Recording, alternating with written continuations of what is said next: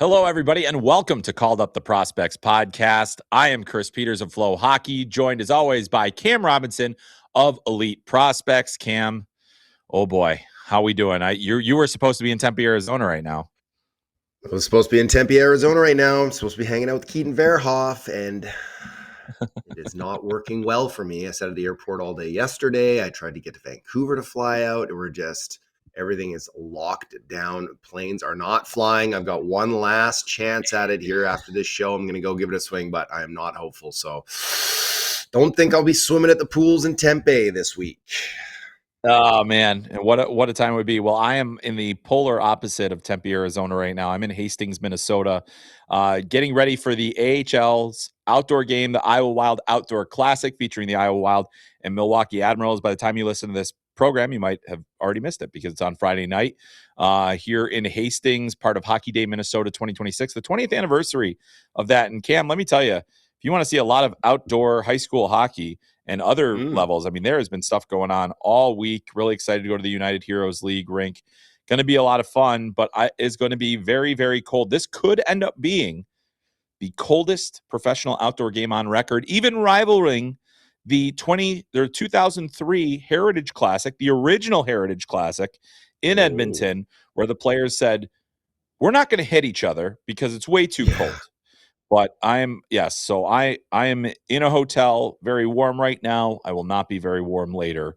But we've got a lot to get to today. We're going to talk a lot about the Elite Prospects NHL Draft rankings, which came out earlier this week. We're also going to talk about some of the NCAA players that are draft eligible. We talked about them a lot at the beginning of the season. We're going to do a midseason check-in, just kind of see how things are going for those players. And obviously, a lot of them ended up on Elite Prospects midterm rankings. We'll also have our regular segments, our Beyond Belief segment, and you have to pick one where we're going to talk a little bit about the NHL trade deadline. So a lot of things going on now. But before we get to all that, I want to send this quick message from all of us here at FloHockey. Hockey hits harder on Flo. The AHL, the ECHL, the USHL, the O, the Q.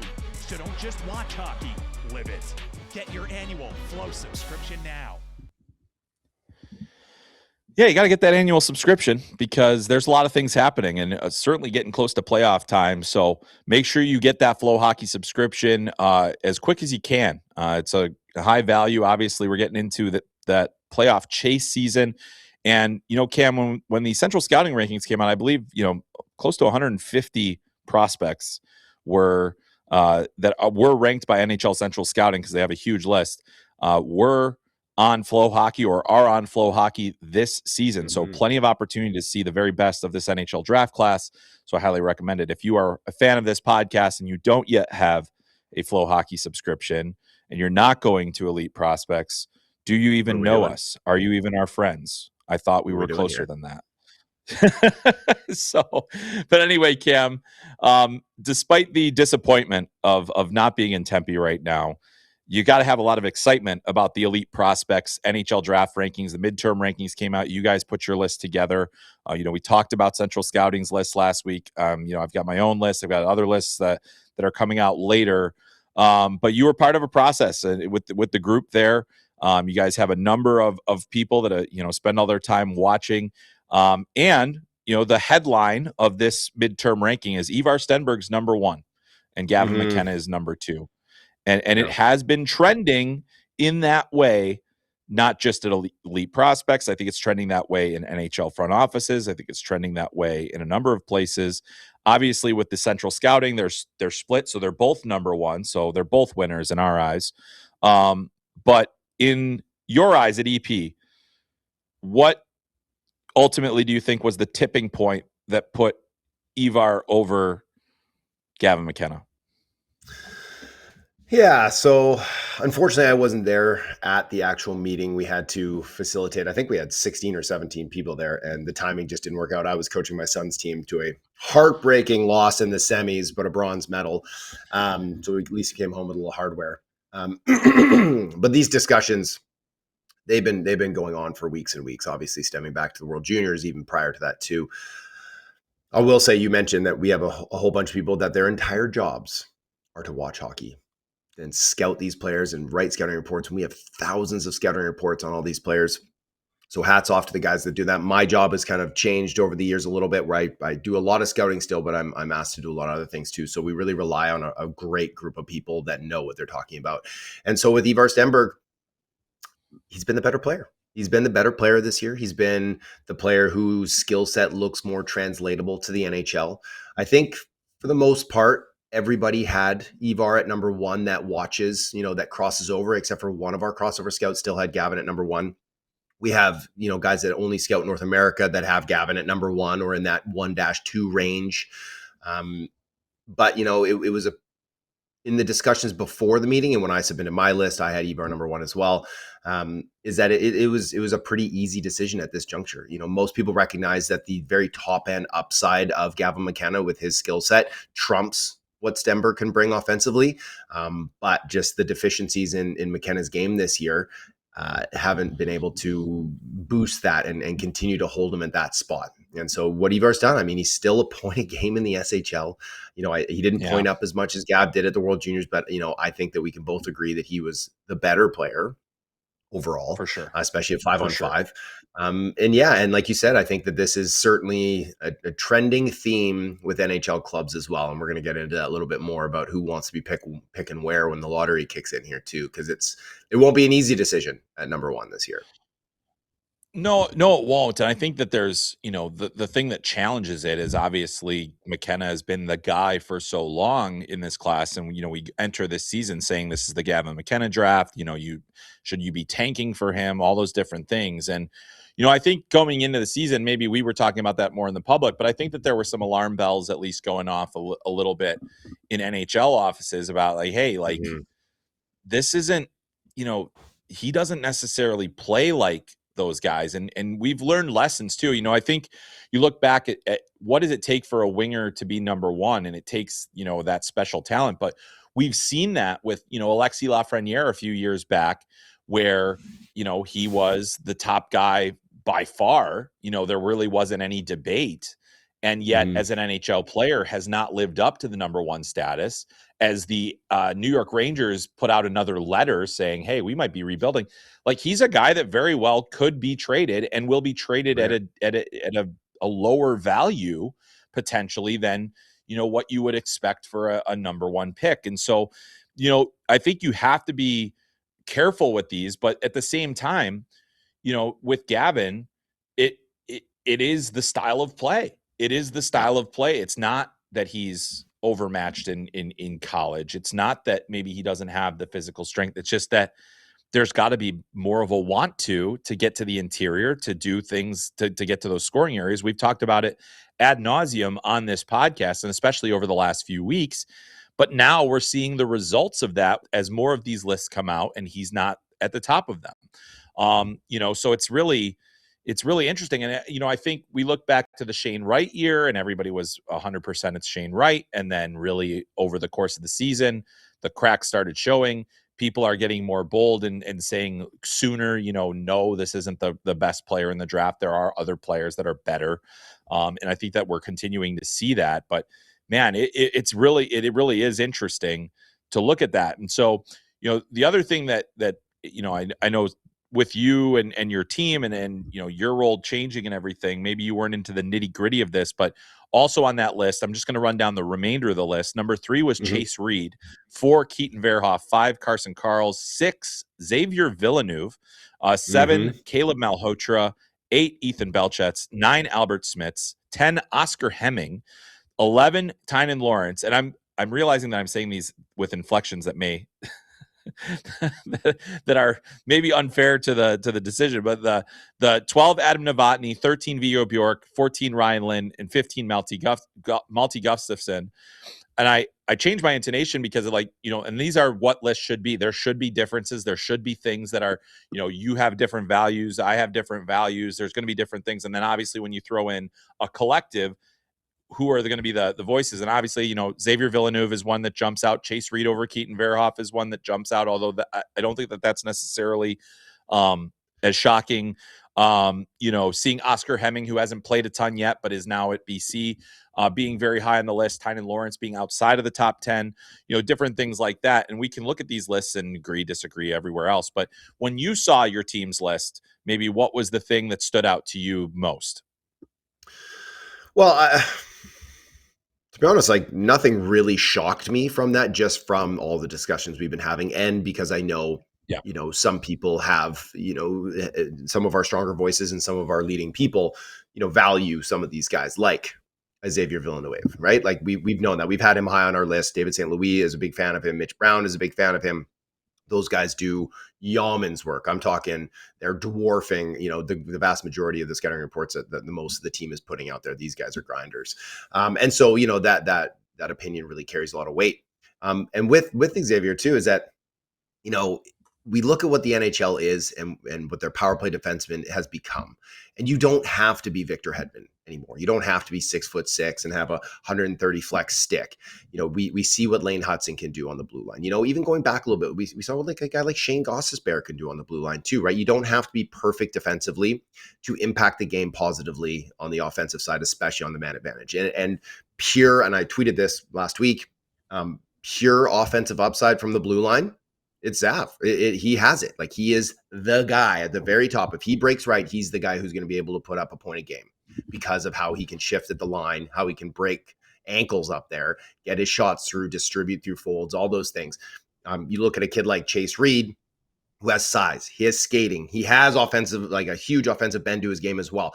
Complete, upside with skating and size, everything that you're looking for. He's probably that guy. Then you look at Keaton Verhoeff, who has even more size, who has the big shot, and as they have rawness to his game though, but as the pure potential to be like a number one, he's your guy.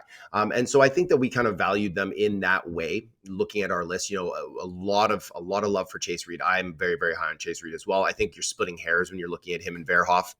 But then I think that you're right. Having Xavier at number 6 ahead of Ryan Lynn, ahead of Monte Gustafson, ahead of Daxon Rudolph, right behind Carson Karls. It's a big kind of eye-opening one. I think that's where most people will jump up and see. But I think that it's justifiable in the projection. And so it's betting on this player finding a role on a team and being like, this is our power play one guy. And you look at the list of defensemen this year, and there aren't a ton that you're like, there's a power play one guy for sure. Right? Like even Chase Reed, even Keaton Verhoeff, like they might not. I think Chase has a very good chance of being that as well. But like Verhoeff might be a PP2 guy. Ryan Lynn might be a power play 2 guy. Daxon Rudolph, I don't even know if he's a power play guy in the NHL. Like if he is, he's a power play 2 guy, right? Like it's not a slam dunk. And so he has a uniqueness to his skill set that I think really amplified him and helped him jump up our board. Yeah, I mean, I think there's a certain level of creativity that he plays with that I think will always jump off the page. I think the interesting thing with him is I expected more from him this year. I think based on what we've seen, I think he's underperformed actually a little bit, which is why I was a little bit more surprised, because I think it's especially in more recent weeks.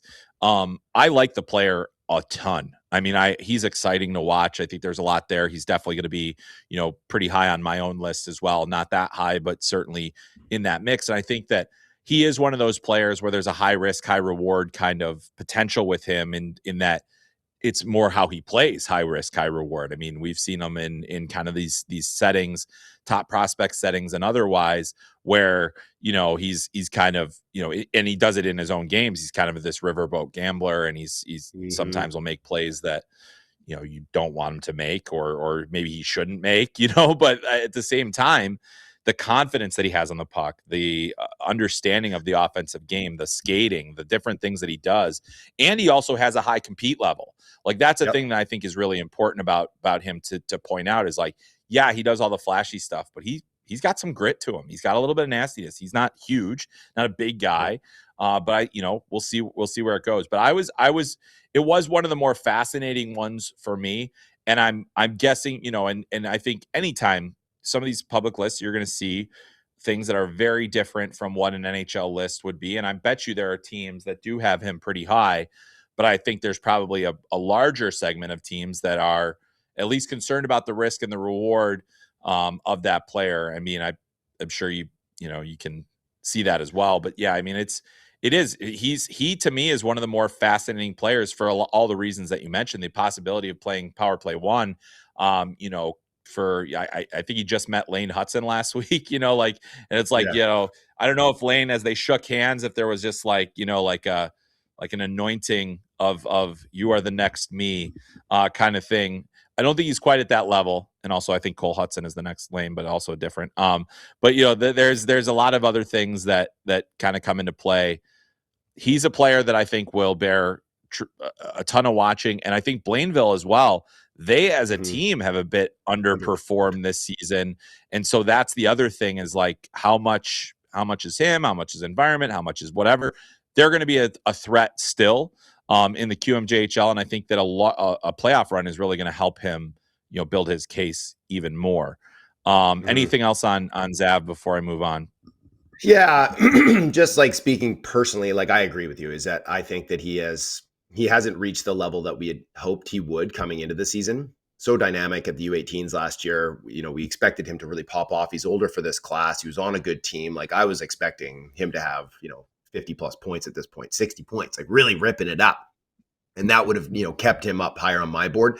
I'm lower on him at this point, in the sense that I still recognize all those things I just said previously with the upside and the potential and the uniqueness of it. But if I'm an NHL team and I'm picking at number 6, I would have a really difficult time, I think, going up there and taking him over some of these other players, over an Albert Smits, over a Tynan Lawrence, over a Caleb Malhotra, like over these guys that you'd be like, you know, maybe they don't have the pure offensive ceiling that a kid like Zab has, but they're much more secure in that we're going to get ourselves a top 9 forward. We're going to get ourselves a top 4 defenseman out of this. And that is super, super valuable. So getting Lane Hudson at whatever it was, 44 that year, you know, like that's a risk you're willing to take all day, right? You'd be like, well, it's mid-second or whatever it is. It's like, you know, if it doesn't break right, it doesn't end us. But to use a top 10 pick, to use a top 6 pick on a player that you're like we hope he breaks right, because if he doesn't, we don't have much to go on here. I think is going to be pretty lofty. And speaking with NHL teams, it certainly seems like that is how they're viewing this player as well. Is that, you know, hey, if we're picking at 22, yeah, sure, maybe we take a swing on this kid. If we're picking at 12, even probably unlikely. Yeah, he's a first rounder all day for me. It's just a matter of where in that first round. And I think you're right. Like in terms of how NHL teams are going to view it, you know, for every, you know, Eric Carlson, there's an Adam Boquist, you know, like there's just kind of like there's an Eric Brandstrom. You have all these, you know, kind of, if you're going to take a swing on the sub 6 foot defenseman with skill, they got to be super skilled. He is, and which is why I think he's a guy that should, you know, but yeah, you know, he's oh man, Julie, don't stop with that. Sorry. I was like, it took me a second to even register what you said, and I was like, oh boy, here we go. But like, it's really intriguing. You know, he's intriguing. I'm excited to watch him play. One of the other guys that was high on the list that I think is interesting, and it's more situational than anything else, Oscar Hemming in the top 10. Hemming missed a good chunk of this season amid a dispute with the Finnish Hockey Federation, his club. Essentially, just in case you don't know the story, I'll set it up real quick, and then I'll toss it over to Cam to talk a little bit more about the player. But you know, he was supposed to play for the Kitchener Rangers this year, signed with them, was all set to go. His transfer was denied. And so that kicked off a long fight to try to get his transfer approved to play for Kitchener, you know, play in North America. He wasn't going back to Finland, wasn't going to want to play there. His club blocked it. You know, the everyone was saying like, hey, this was agreed upon. This was supposed to be fine. And the team ultimately didn't do it. There were a number of other things that happened, including like the Sherwood Park Crusaders of the BCHL trying to add him. They are not beholden to the IIHF transfer rules. And so because they are no longer part of Hockey Canada. And so like, that's part of it. Turns out they were looking for all their options and they found the one that they wanted the most. And that is the NCAA. So he goes and joins Boston College at midseason. He's played in 4 games. He has 2 assists so far. Hemming is a 6'4" forward, almost 200 pounds. He did play at the Hlinka Gretzky Cup where he had 4 goals and 6 points for Finland. And, you know, he's averaging essentially, you know, middle 6 minutes, top 6 minutes. for a Boston College team that's been a little bit up and down throughout the season. And he's certainly a guy that's in the mix for the first round across the board, Cam. Hasn't played a lot, but ultimately, what do you think put him over the top for your group? Yeah, again, we have a few scouts that really like this kid, and I've seen it. And again, I'm going to maybe use this every time we're talking about kind of jumpers. Is unique, a little unique for this class. 6'4", 200 pounds, and skates. He can skate, and he's physical, and he can protect the puck. And so you look at him, and we're going to talk about this a little bit later on. But I was chatting with a director of scouting for a club, and he's like, where are all the guys that hit? Where's the Canadian hockey players anymore? Like, everybody's skilled now, but where are the guys that are, you want to lead into battle for you? The guys that are really going to fly in on the forecheck and cause some damage and get defensemen, looking over their shoulders, a little concerned when this guy's on the ice. And that breed is dying out. And you look at this class, it's why I think Oliver Savanto is going to go very, very early, is because he's not even like that physical a player. He's not running guys around, but he's just so strong, and he protects the puck, and he knows how to get on the forecheck. And those guys there's so few of them. And I think a kid like Oscar Hemming, who I think had a really strong Hlinka, I think his first couple of games at BC were really intriguing. He was shot out of a can and come flying in on the forecheck. He's able to make plays. His last couple of games, I saw one of them, and I read some reports from the other guys on the other one, and it was like, this one's like okay. He was like fine, but didn't look like a top 10 pick in that one. But I think, again, like we're talking about, we're looking at that zone, and when you're looking at a guy like him, and you're looking at Tynan Lawrence hasn't been great this year. Adam Novotny's in that range. Vigo Bjork has his question marks, but we love a lot of things about him, and it's like, let's take a big guy who has true power forward potential. And I think, again, teams are going to look at him and think the same thing, is that there's not a lot of power forwards in this class. If you want someone who plays heavy with speed and enough skill to play in your top six, I mean, you'd be hard-pressed to find somebody on the wing anyways, but up front, then Oscar Hemming at this point. Maybe Adam Novotny, some teams might like, but I know some teams are a little questioning about him and his IQ and his decision-making on the ice too. Yeah. I mean, and I think that there's, the point about the physical players, and we'll get into it a little bit later, but the fact is that, player development has changed to such a degree that there is so much individualistic skill, which is entertaining and it's good, but you still need guys that are going to go to the wall. You're going to still need a guy that can be your F1 and reliable and go put somebody through the boards, or, at least attack pucks and be strong on pucks. And that's why, I look Hemming versus Savanto, I have a feeling that I know exactly where NHL scouts are going to land on that argument. It's not all of them, but I mean, and we'll see how Hemming does throughout the year. But like Savanto is one where I think that we're going to see a lot of teams that really like that player in the way that he plays, the way that he carries himself. I think, like a player like Ethan Belchetz as well is going to have to be a guy that you got to do that more, and he did that a lot last season. I think that we saw a very physical player. I think he can still play physically. He's got a bit of a mean streak, but you need to see it on a more consistent basis. You need to see hey, could be that guy, to be that power forward. It's going to give you a chance. Guys like Ryan Rubrek, who have fallen down a lot of lists and outside of the first round in a lot of cases, was a guy that kind of came in with top 10 potential. Those bigger players, they're going to be asked to shoulder some of that physical burden, and you've got to be able to do it and be willing to do it and show that you can do it. And so it'll be interesting to see where Hemming ends up. And I think you got to give him a little bit of grace. Obviously, the whole, didn't play a game between Hlinka Gretzky and his first game at BC. That's a long layoff for a player. And he stuck to his guns, didn't allow things to go the way that they went. I am curious if there's going to be some fallout from that for defying the transfer card and other things like that with the national team, which hopefully not. But at the same time, you have to, if you're not enforcing your own rules, and we're in an era now where players have this kind of free flowing movement, you have to do something to, try to recoup your investment or whatever for that player. And there's a lot of reasons that teams want not only players, but players in their draft here. There is a monetary reward for such a thing. So that is something that will be played out over time. But it's still very, very intriguing there. And yeah, it'll be interesting to watch that there. Was there when you saw the final list, was there anything on there where you're like, that's a little bit that surprised you, even though you've kind of been in the discussions, or like how it turned out? Maybe not surprise is the right word, but maybe one where you're like, this is really far away from where I am on this certain thing. Cause that happens all the time in every scout room and everything. Like there is vehement disagreement.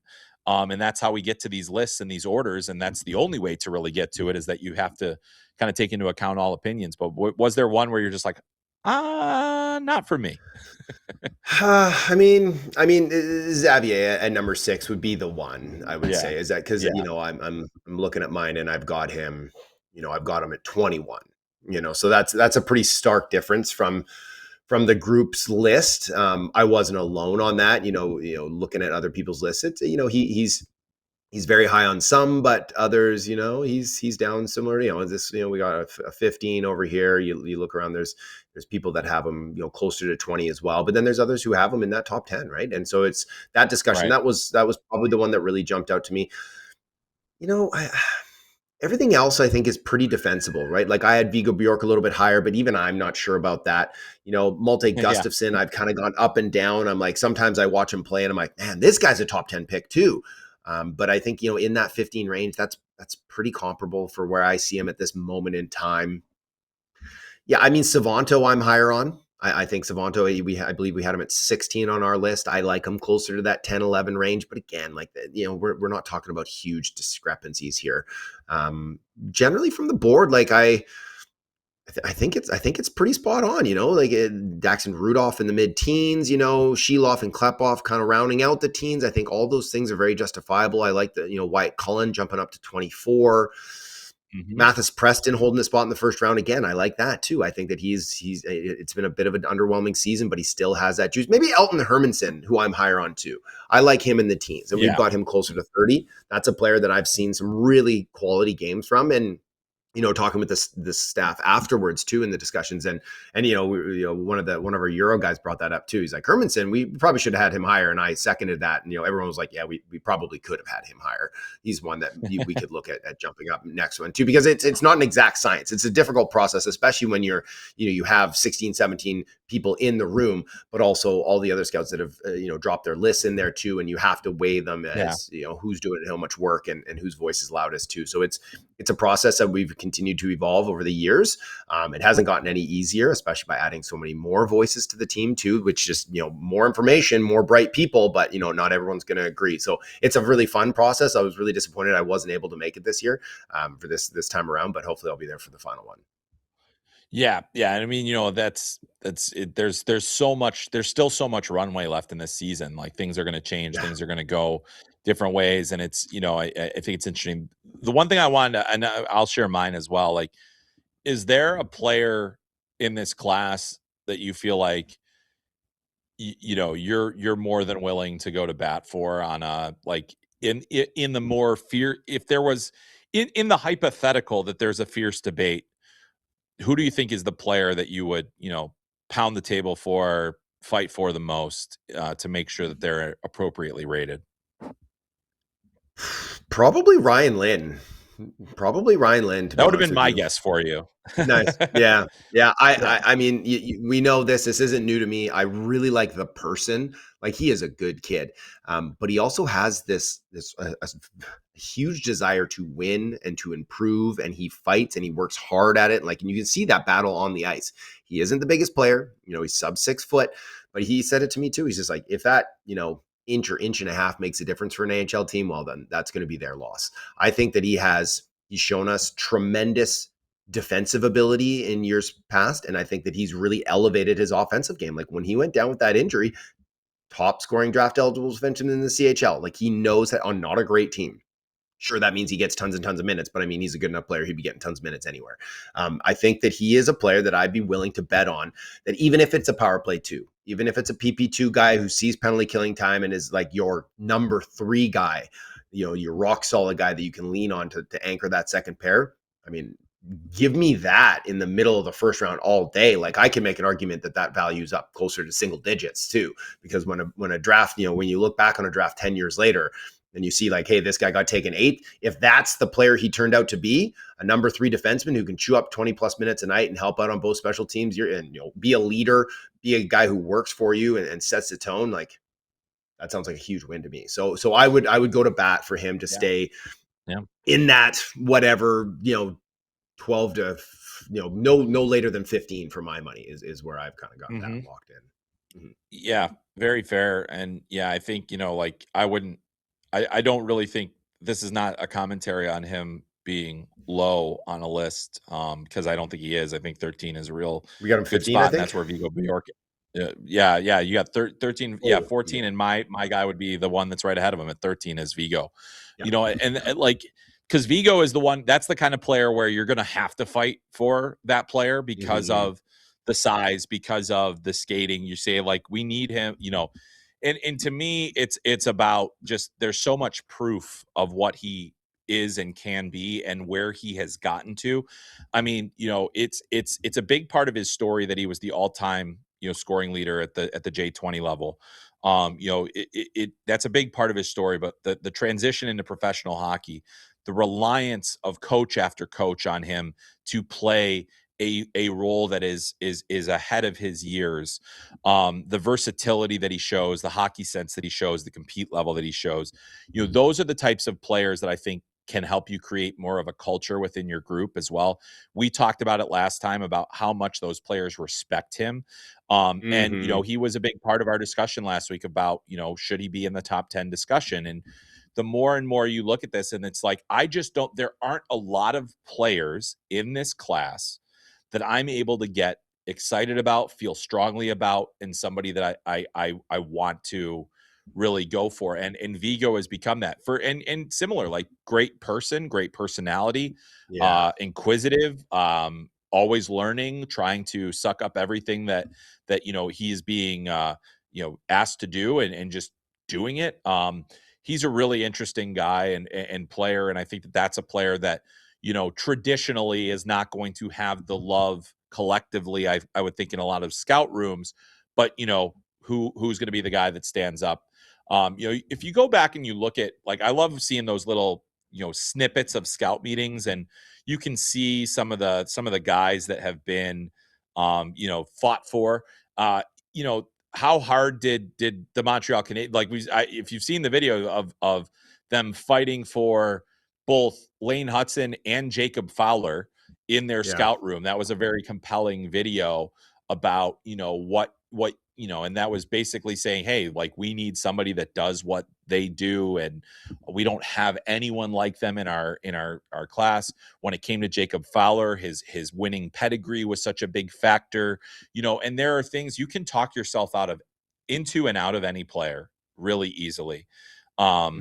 I think that when you focus on the things that they can do versus their limitations, you do get a good picture of that player, but you also have to be realistic about what they are. And to me, Vigo Bjork, his limitation is really only size. Beyond that, there's nothing. That I like, even his skating, which has been kind of knocked a little bit just because of his size. I'm not as concerned about it. So, those are the things that you kind of come through, and it'll be interesting to see how those fights pan out. Anything else on the draft list or the process, or anything that you wanted to get out before we move on to our next topic? Well, I mean, if people are interested, like we've got the YouTube video up too. So you get to see the glimpse, right, of the meeting, see how people go to bat for players, see the dialogue back and forth. And yes, we do a ton of it beforehand that you don't get to see, and all the lists get put in and it's weighted. And so we have the players like roughly in tiers that we all kind of agree with, and then we nitpick through them. So you don't get to see the whole process. Or the parts where we're ripping players that we can't say things on air, maybe get edited out. But for the most part, it's like I went back and watched it too, right? Because I wasn't there, and it's like super enjoyable, and it pained me. I had a little FOMO for missing out, because it truly is. Those meetings are so much fun because you get an opportunity to like not necessarily argue, but go point for point with really smart people who also have valid opinions on things. And sometimes I'm pushing, and all of a sudden I'm like, that's a really good point. And so, like, as you were sitting there with Vigo Bjork, it's like, I had him at 8 on my board, But it's like, if I was really banging the table on him and trying to be like, yeah, I think he should be over this guy, I might be able to talk myself out of having him at number 8 too. So it's, you want to be pushed back on these. That's how you get better at what you're doing. And that's how you really kind of get into the nitty gritty on what the player is and what he could become. And it's a lot of fun. So if you're a real hockey nerd and a draft nerd, then you can definitely check that out and you'll get a ton of information. Yeah, that absolutely. And yeah, it's really cool. And yeah, if anybody had true insight into the scouting rooms and heard the things that were said or that we've heard have been said over the years, that would be probably bad for everybody, including the player who would never want to hear what is said about them.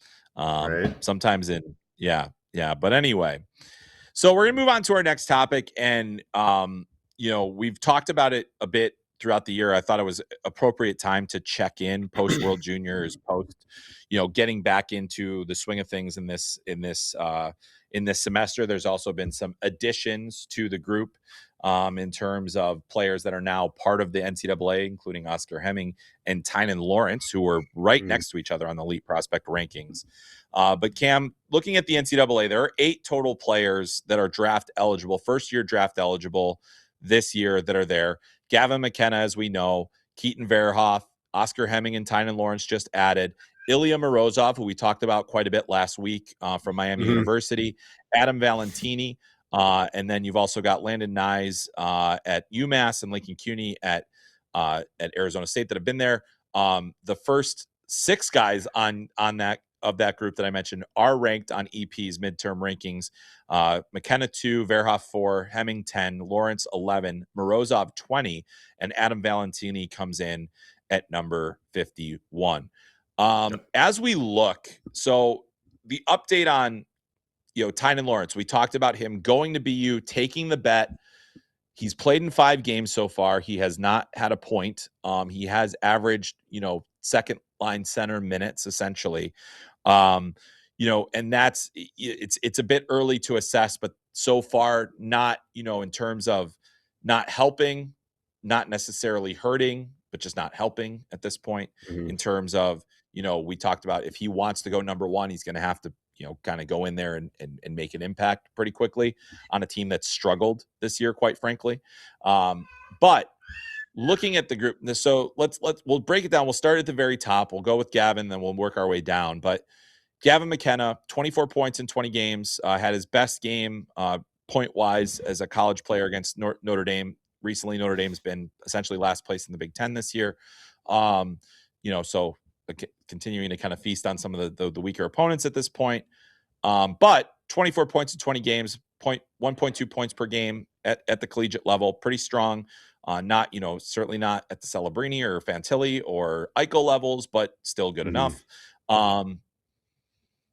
Obviously now we've got a lot of runway.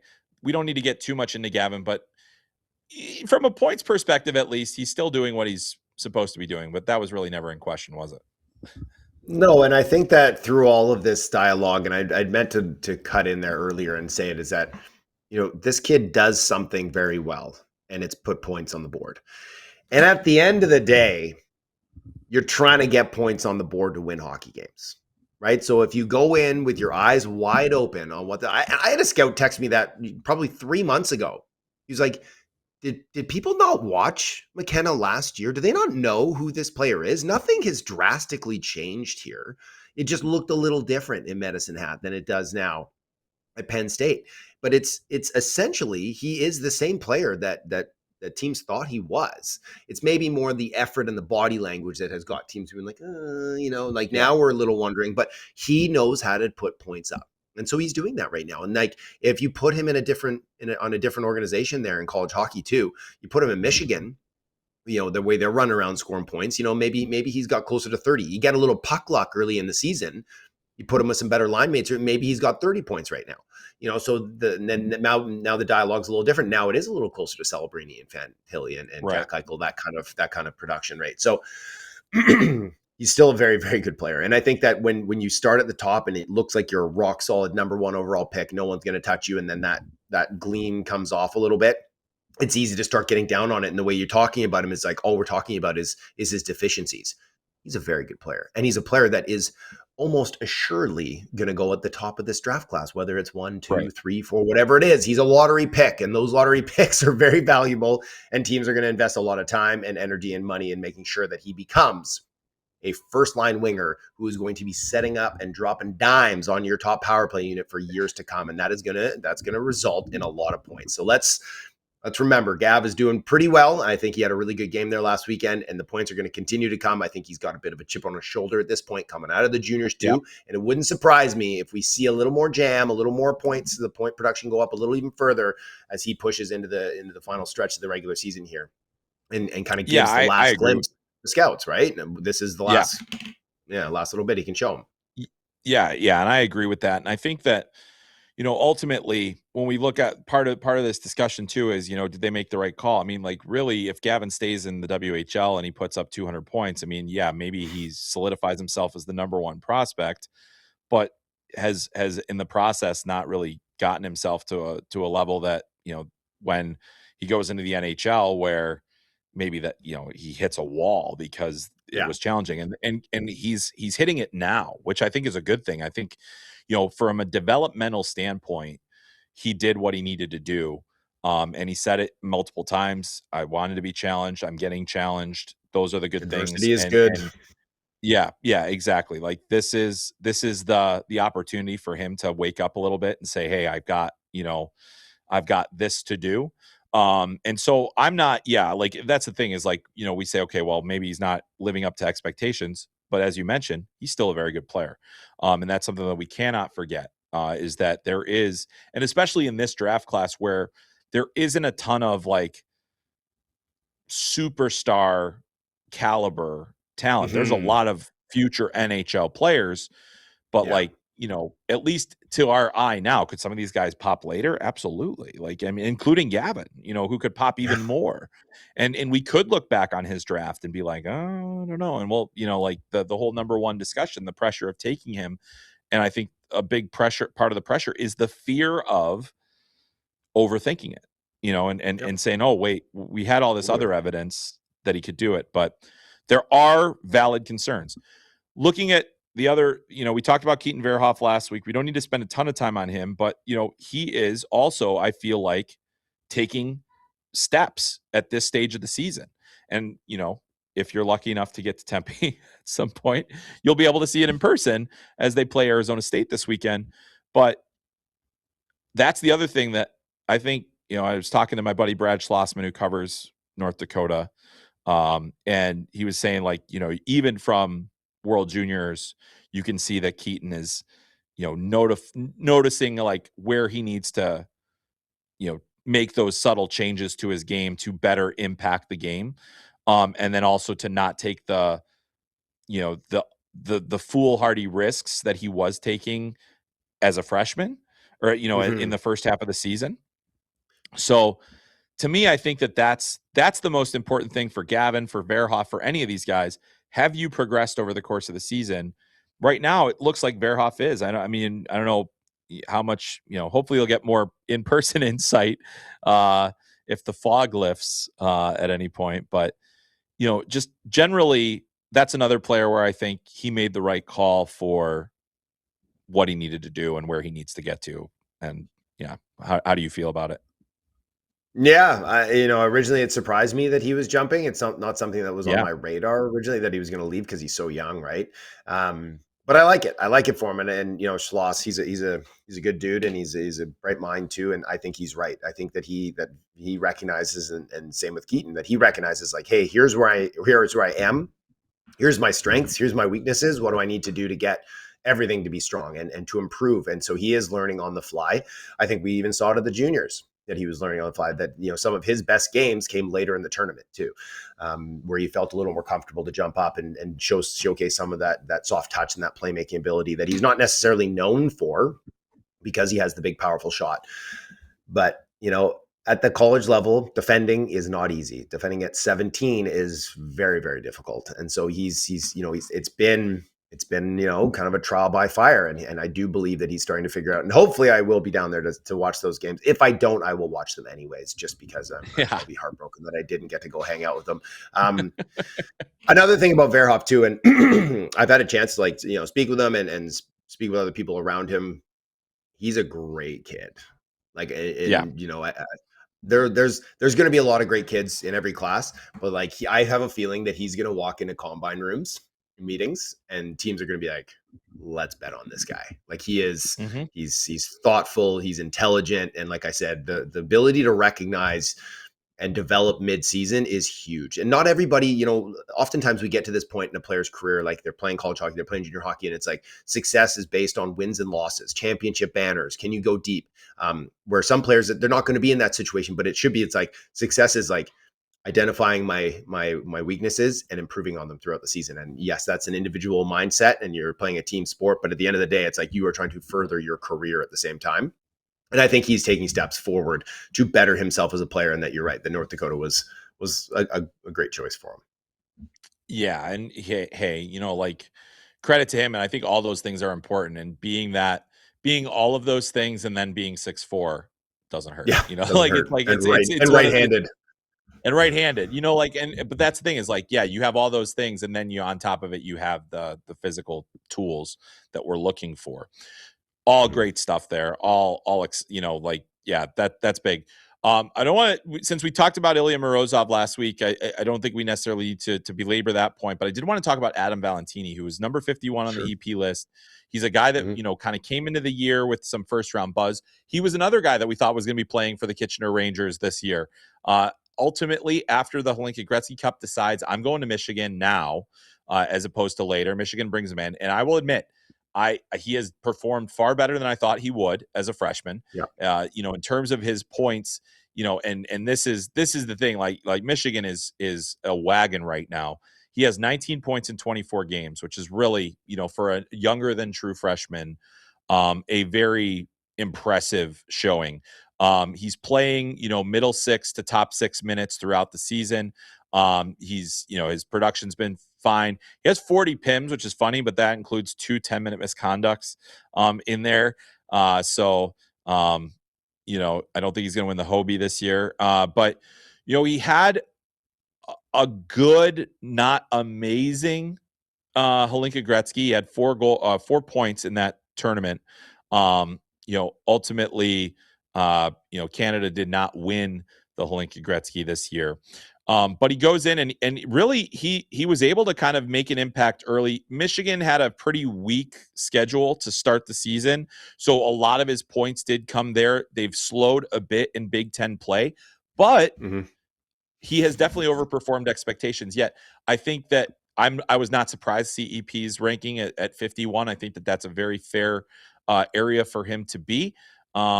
What are your thoughts on the player who is, certainly thriving, it seems, at the University of Michigan?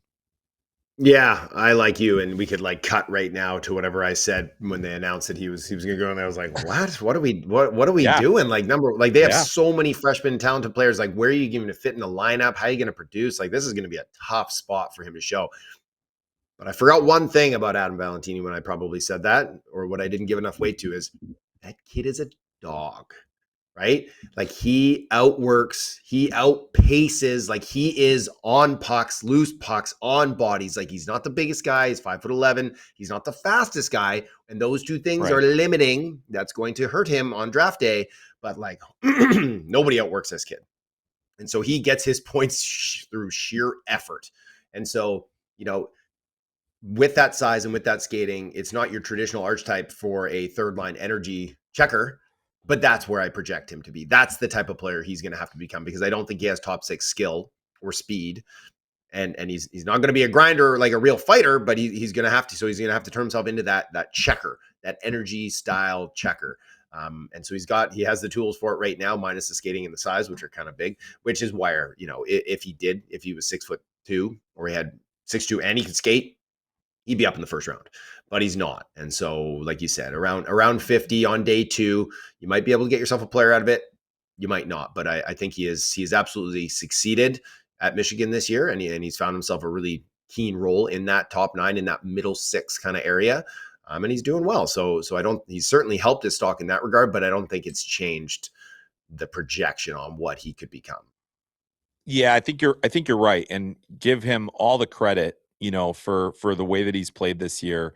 I, like you, was extremely skeptical of it. The other thing that that you have to remember with the way that Michigan does things is they are trying to put players into those positions and put them in the right places to have that level of success that he's having this year. I'm not saying that he's just simply a product of his environment. I don't think that's fair to the player. I think what he has done is No. really impressive within that environment. We're talking about a number one team in the country right now. They lost Jack Ivankovic for an extended period. Not sure how long he's going to be out. That does hurt their national championship chances if he's not around, because he's been lights out this year. But Sounds like he'll it be does back. give, and he'll be back. And but that's the thing, is like, man, it really is impressive to see what he did. And obviously he ended up making the right call. It was one that I thought it was going to be like, I told you so, but he's really, shoved it back at everybody that doubted him, and good for him. Like, Yeah. those things, like, we're fine with being wrong. If the player is going to go ahead and do it. Yeah. But I agree with you in terms of how it has impacted his draft stock. Like, I don't think it would have been any different regardless of where he played. Yep. The things that are limiting are still limiting, and the top end of where he's at is his ceiling is lower than some of these other players that are going to be going ahead of him, and likely in the first round. But I thought that was really interesting. I think, looking back, can we say any of these players made a huge mistake in going to college at this point? We might be able to say it about Tynan Lawrence at some point. We might be able to That's say true. that might have turned out to be a mistake. It might have been a mistake that was made in last summer when he decided not to move to the Q, right? I believe the Q owns his rights. So he could have come to the CHL. He could have gone to college early and got his feet wet. So a couple of decisions that has led him there could end up being a mistake. But at this point, I Yeah, think we'll it's too see. soon. Yeah. Yeah, we'll see. I mean, like, that midseason transition, it can go really That's well hard. or really not. And and the other thing too is, like, the BU needed him more than he needed them, I feel like, at this Yeah. point.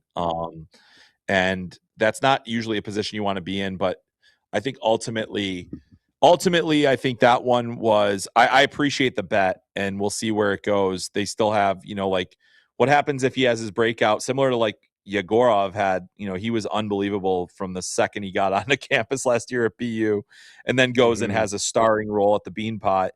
Maybe that's an opportunity, that environment. We'll see if Tynan can pop there, and Love the use Beanpot. that as a springboard. But you're right. And there are a couple of other guys that haven't pointed up. We talked about, but those guys were always going. Landon Nye's going to UMass, has 2 points, and then Lincoln CUNY had 0 points at Arizona State, which those are players. They weren't coming into this as, like, draft studs or anything. That's just that there was a spot for them. They were going in, and they're going in, and now they can develop and see what happens. But those are the 8 players that are in the NCAA that are draft eligible, and then a few of those guys, McKenna being one of those players that made that jump from. He's the only one that made the jump from the CHL to college hockey, unless we want to count both Valentini and Hemming, who were Kitchener Rangers for like a minute and a Half half. a second. So I have a question for you. Yes. Yeah. Do all these guys go back next year? That should have been one of our beyond belief, that all of these guys are back in college next year. What do you think? I think if McKenna goes 1, he's not back. You think he's coming out? I think he's coming out. Should he? No. I would have all these guys back. Like, I would, and really, I think, like, guys like Morozov, Valentini, Verhoeff. Like, if I'm the University of North Dakota and I say to Keaton Verhoeff, I'm like, hey, like, you look amazing, things are going great, but 2 Stick years around. for Quinn Hughes, 2 years for Cale Makar, 3 years for Adam Fox. Like these, and what did they all do? They all won Norris trophies, so that's kind of where we're at. And I think for all those players, guys like Verhoeff and Morozov have like the physical makeup, but others do not. And I mean, like Hemming to an extent too, but he's still growing into his body. And like, I think, and that's the thing, like, it'll be really interesting. Like, and if Gavin goes back, does he stick around? Does he stay? The transfer portal is an option for some of these guys too. Like, that's the other part. And I'm not trying to say like they should transfer or anything like that. It's just, that's the culture that we live in now. And it's college sports culture is move to wherever you're going to have the best opportunity. And that's what we're going to see. So, but that would have been a good beyond belief question, Cam. Good stuff. Yeah. So we got it in anyway. By the way, what do you think?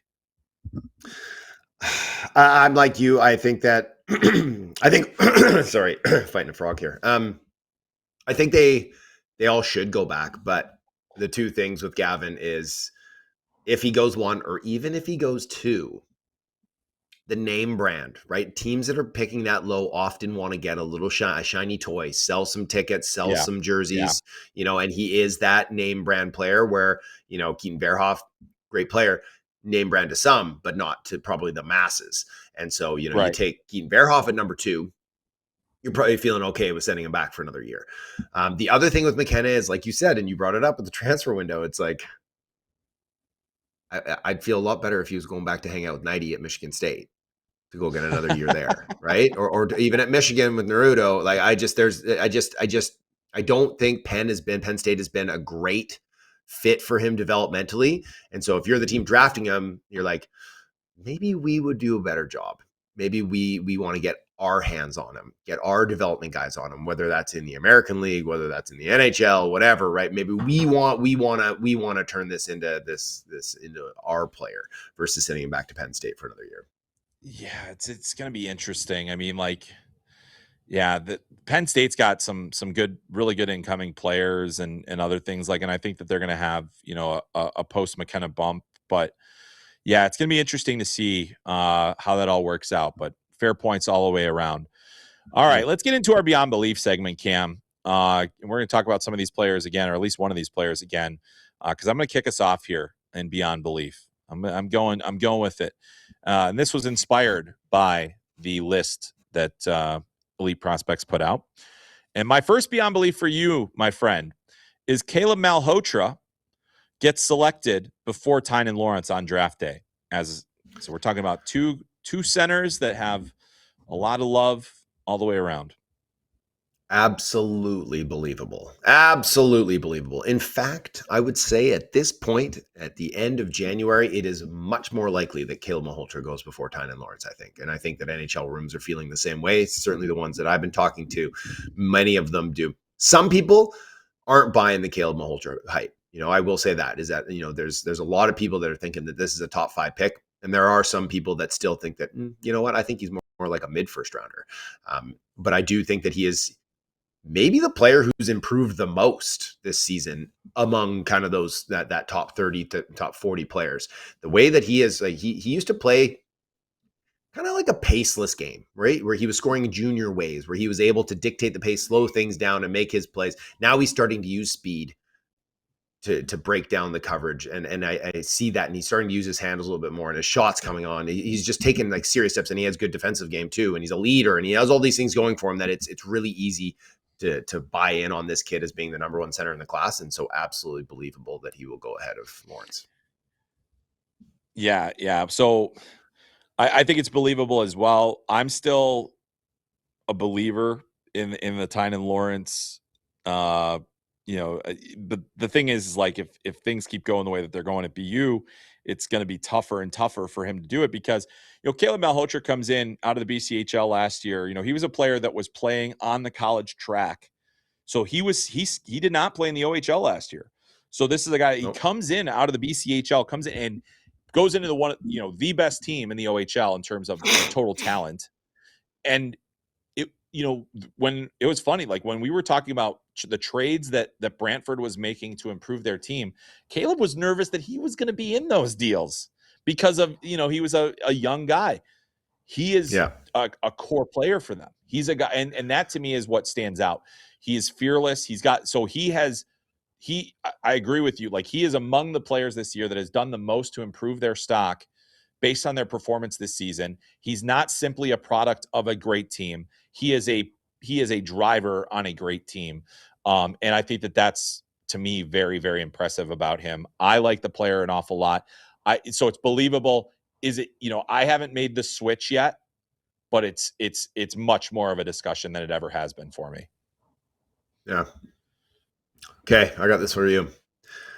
For the first time, maybe ever, the teams at the very bottom are hoping they lose the lottery. And now you can probably guess why that is, so that they don't have to make that decision at number 1, that they can just take who's left at number 2 or number 3. Yeah, it is believable for me, and I think that the reason being, I've heard it enough times from NHL people, is like, great year to lose it, and it's like, hey, there's just so much risk in the number 1 pick, because okay, maybe you take Gavin McKenna because the consensus was there, similar to like you took Alexis Lafreniere because the consensus was there, and really that would have. He made total sense at the time. Like, all the evidence we had was that he should be the number 1 pick. But now with this situation being what it is, it's not just about Gavin McKenna. It's that my alternatives are also players that I don't think I would have viewed in many years as a number 1 pick. Kind of maybe similar to the year that we saw Owen Power go number 1. And it says, like, we feel like, hey, he is the most safe. He's the safest guy to take it number 1, we feel like. Mm-hmm. But there's that possibility. And so, like, the other thing is too, is if you don't win the lottery, the team doesn't take Gavin McKenna, all the pressure is off, and you say, well, he wasn't taken, but there he is. Like, he's right there for us, and we're a little bit lower than we would have wanted to be. But I think in the end, you always want to have the most amount of options, but it's been really in the last, I'd say, like, since the Slafkovsky draft, because it was the Shane Wright draft before it was the Slafkovsky draft, was that feeling of that pressure of, we're supposed to take this guy. And I don't think I fully appreciated, and this is why I think you got to give Kent Hughes a ton of credit.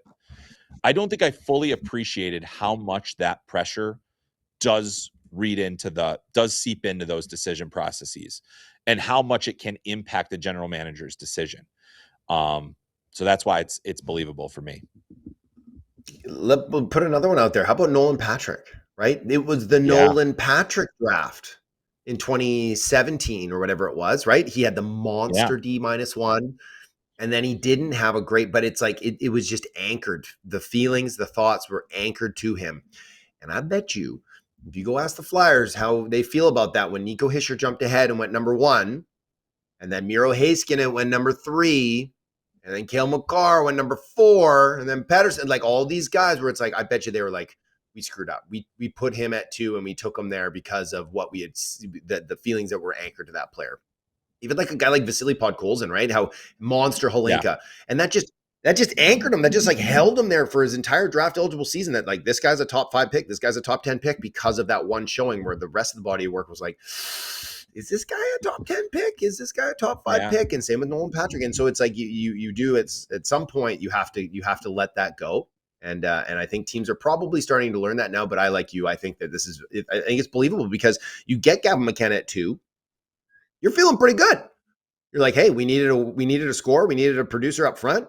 We got one, right? You get him at 3. Now you're like, this is a no-brainer. We're going to take the upside swing here. But if you're forced to make that decision at 1, you're like, gosh, do we go the safe route here? Do we go the high upside route? Like, it's harder. Everybody wants to pick early. Everybody wants to make that call. You want to be a hero, but at the same time, jobs are on the line. I think there's a few teams that would be happy, just plenty happy to pick at 2 or 3. Just give us the other option. Yeah, I mean, how happy are the Colorado Avalanche that they didn't have that first overall pick that year? And right, falling 3 spots. We'll take one of the greatest defensemen of his generation. No big deal. So wild stuff. All right, let's get into a little trade deadline talk here. we will see more top end prospects, so players that already are drafted and have rights held by an NHL team, than we will see first round draft picks traded at the deadline. So we'll see more actual personnel versus the magic beans of the draft picks. And we'll see more total draft picks. I'm not trying to say that, but more like that core piece, whether it's a first or a second round pick versus a prospect. What do you think, Cam? Right. Gosh, I have two angles I can look at this, because if it's teams that are buying, they're going to give out those draft picks. They're going to want to move those draft picks. I think are they're going to be, be like, yeah, sure, have my 24th overall pick this year, and we're not too concerned about it. Versus like, here's one of our top prospects, a 19, 20-year-old that we took a couple years earlier in a similar spot, maybe in the first round. We probably want to hold on to them. Closer to NHL ready, the player already, you invested in that player already. So I think that, but at the same time, this should be a seller's market. There are not a ton of sellers. You've got a couple at the bottom there, St. Louis, Vancouver, the Rangers obviously are open for business now. But you look at that East, and there's a ton of teams still in it. So, and the West too, right? It sounds like Sharks just bought Kiefer Sherwood. So there's going to be a lot of buyers and not a ton of sellers, which means those guys that are selling are going to be like, we don't want your crummy draft pick. We want one of your top prospects. And so we'll have to see how the market goes. There are a couple big fish out there, Panarin, Trocheck, Kadri, right? There are some big guys that are going to demand maybe a first and a prospect or more. So those will kind of skew the metrics a little bit. But I'm going to say that it's going to be draft picks. I'm going to say that at the end of the day, the sellers aren't going to get what they want, and it's going to be more draft picks. So I'll say beyond belief. Yeah, and I'd say it's beyond belief too, because I think that the willingness to part with those draft picks is too great. And then also it's just like, hey, it's this or that, this or nothing, really. I think you still have that opportunity. What's going to be really interesting is to see like a team like the Rangers that has put it out there that, like they're going to trade. What what ultimately is the correct package for an Alexis Lafreniere? What is the correct package for an Artemi Panarin who will be able to pick his spot? He can say, not going there, not going there, not going there, not going there, but I'll go there. And then going to Washington, right? He's just going to play with Ovi. What kind of return? Yeah. Well, I'd love to see that, but what kind of return would you have in that situation? And so there's a lot of things that are into play. So I'm with you though. I think it's beyond belief. I think that the draft picks will still be the currency of drafts. We aren't going to see as many, like we saw the Quinn Hughes trade, and it was, Zeev Buium and Liam Ogren on top of Marco Rossi, and those things don't come around very often. And I don't think they'll come around this trade deadline in order to make something like that move. Agreed. Okay. Last one. I kind of hinted, foreshadowing earlier there. Physical players, and there's not many of them, will go early this draft because of the scarcity of those players. That archetype is dwindling. The team's reach.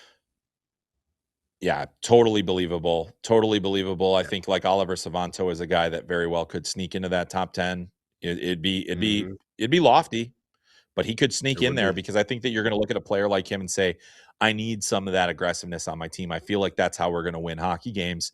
I do think it helps Ethan Belchetz's case. He needs to be more consistent at it, as I mentioned earlier, but he has that 6'5" frame.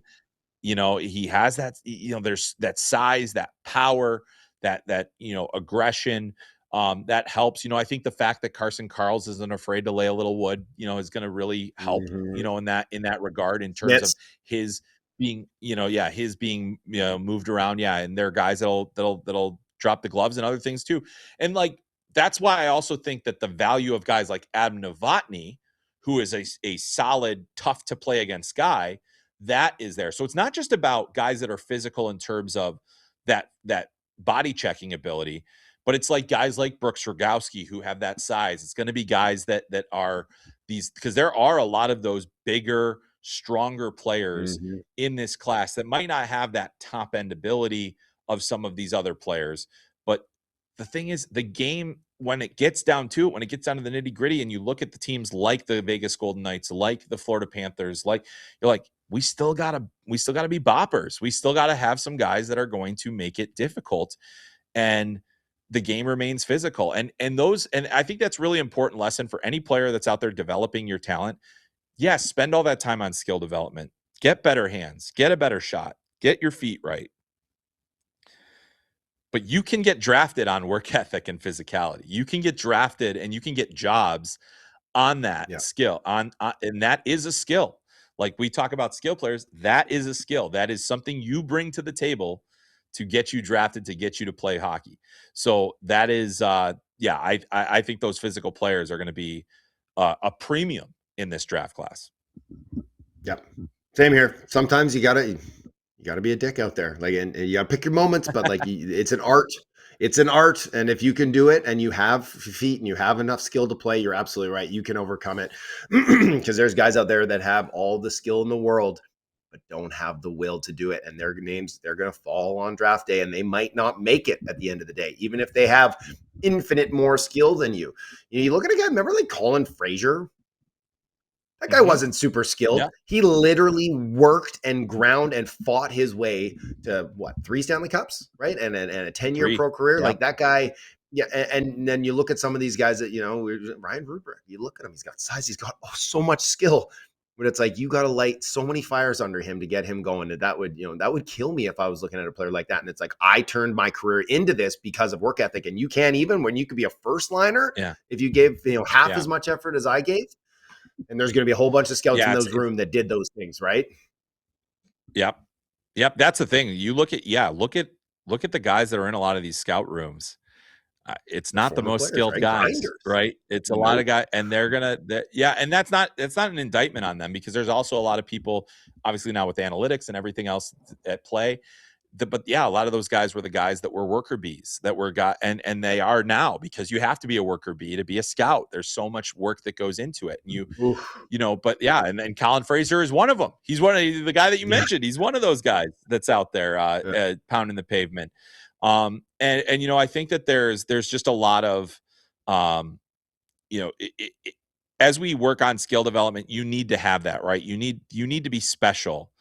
And those guys that have that physicality element do have that. And that's why I'm so fascinated by Ethan Belchetz, because he does have this higher end skill capability. He's got the shot, he's got the hands, he's got, those things. And it's like, hey, this is a guy slipping, though. If he puts it all together, he is slipping. You're right. He's slipping down the list. And I think it's because they want to see that nastiness again. They want to see that grit and grind. And it's not just about dropping the gloves, as I said. It's about being that physical, tough to play against guy that drives the net, that makes life difficult. Yeah, I mean, it's there's so much there. All right, Cam, we got one more segment to go here. This is also kind of in a similar vein to what we talked about. So this is our you have to pick one segment. It's an either or scenario. So you're an NHL general manager. It's the trade deadline. About time. And you're buying. You're now, you're buying. Are you asking for a 2026 first, or are you asking for a 2027 first? Which do you find more valuable in this setting? So we always have this inclination to overvalue future draft classes. And I've recognized it in myself over the years, and it's easy to fall into that trap, is that, ooh, look at this 16-year-old, look at this D-1 season, look at the potential. And then by the time we get, 8-10 months later, you're like, well, he didn't develop as well as I thought. And the bottom kind of falls out of draft classes. If I'm looking at a pick in the mid round right now, I'd probably take 26. I'd probably just take the 26. If we're talking about a lottery pick, I have a chance to get a lottery pick. It's like Alexei Joseph's looking pretty intriguing, 6'5" center. I mean, Landon DuPont, we've talked about him for ages. Like that, the kid is good. He is very, very good. I might be a little more tempted to go that route. But again, if I'm bad and I want to get better soon, I want to get a player in my system quicker, I probably would even just go with 2026 and be like, give me the lotto. Give me Keaton Verhoeff. Give me Carson Karls right now, rather than a lottery ticket to maybe get Landon DuPont or maybe fall out of that mix. And now I'm like, shoot, is this class any better than 26? So it's probably stick with the one you brought to the dance, Yeah, it's always tough, because I think the teams that are selling draft picks, they're typically picking in a range that they're almost second rounders at that point, right? Like, totally. I think it doesn't really even matter. Like, when you look at the value between an early second and that late first is negligible typically. It's really, and those are the teams that are using those picks and buying those picks. The other thing that's happened more recently that has made those picks a little bit harder to get value out of is they're lottery protected or they're top 10 protected. So if you are going to get a 2027 pick, you're almost assured that it's going to be lottery protected. And so you don't get that chance. There have been instances where we've seen, those either ors where you're like, all right, condition is if we make it to the Stanley Cup, that moves into a 2027 that is not lottery protected.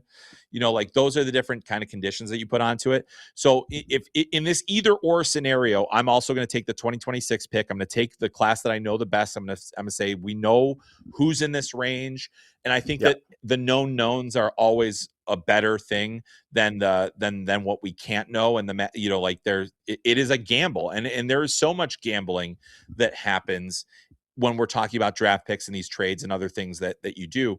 But now we've seen it feels like every draft pick that gets moved has conditions on it anymore. Yeah. And so it makes it really difficult to kind of make those as valuable as they could be. But boy, I got to tell you, Cam, like it is a lot of fun to see kind of how this is going to go. And I think with some of the names that are out there for the trade deadline, there are some that are really fun. We've already seen a couple of guys move, the Kiefer Sherwood trade out of nowhere. I was like, oh, San Jose, what are we doing here? So I love it all for these them, all these different. Yeah, I do too. Sherwood, he's a beast, and he's a good player to add to that skill lineup. He's gonna be a good piece for them. Yeah, good piece for as them. And that like that. What was that? Two draft picks, right? In that one plus an NHL contract moved out. Yeah. So a couple seconds, that's pretty. Yeah, I mean that's really good value for that player. Like 2 second-round picks, tremendous value, and then you had to move the contract out. So, it's all good. So yeah, really, really fascinating to see. But I'm excited for the trade deadline. We're also going to talk about Olympics as we get a little closer to that, because why not? Because it's amazing and we're all excited for it. So we'll do some Olympic chat. We didn't have a chance to talk about the fact that it's Jackson Lacombe and not either Lane Hudson or Adam Fox on the U.S. national team replacing Seth Jones, but we can talk about that at a later time. Cam will wear his red and white. I'll wear my red, white, and blue, and we'll virtually fight it out over the Olympics. But a lot to come. But before we get to all that stuff, and before we get out of here, tell us what we got coming up on Elite Prospects here, Cam. Well, the big one coming up for me is the Cam's consensus, the scout poll ranking, where the lists are in, the blurbs and quotes are in. I'm going to write the piece. I'm supposed to be writing it in the airport there yesterday, or on flights, or maybe poolside, but we'll see. We'll see. Maybe I can still make that happen. So that's big. So that's coming out on Monday. That's the big piece for us. And then obviously, our content coming from our draft rankings, making some social media videos and things like that. But loads of good stuff at EP just across the board too. So check us out. Awesome. Well, yeah, for us over here at FloHockey, it's a big week. We've obviously got the outdoor game here in Hastings, Minnesota. You'll be able to watch that on the FloHockey 24/7 channel, which is live. If you are in the United States, you can see that on Amazon Prime's free network. You can also see it on Fubo Sports in the US and Canada. And you can also see it on Bell 5 in Canada. So that's FloHockey 24/7. You can also get that on YouTube. So you'll be able to see this game live and free if you have any of those services and or YouTube, which everyone has because it's free. So lots to watch there. On top of that, we'll also have the AHL All-Star Classic coming up in Rockford, Illinois. Tons of prospects in that. We'll talk a little bit about some of the guys and how they're doing in the AHL this season. But lots going on there. Really looking forward to that. But got a lot to get to. Got plenty more draft to talk about. So much coming up. But for now, Cam, I think it's time for us to go. I wish you luck. Maybe you'll get to Tempe. Maybe you won't. But either way, I hope you get there. Get wherever you're going safely. And the same goes for everyone out there as we hit one of the coldest weeks of the year for many of us across North America. Yeah. So hope you got your LJs. Got those long johns. Yeah. Oh, they are about to go on right now. So my man, that is where we're at. Yeah. Everybody wish warm thoughts for us. We wish warm thoughts for you. That's going to do it for this week's episode of Called Up the Prospects podcast. For Cam Robinson, I'm Chris Peters. We'll see you next time.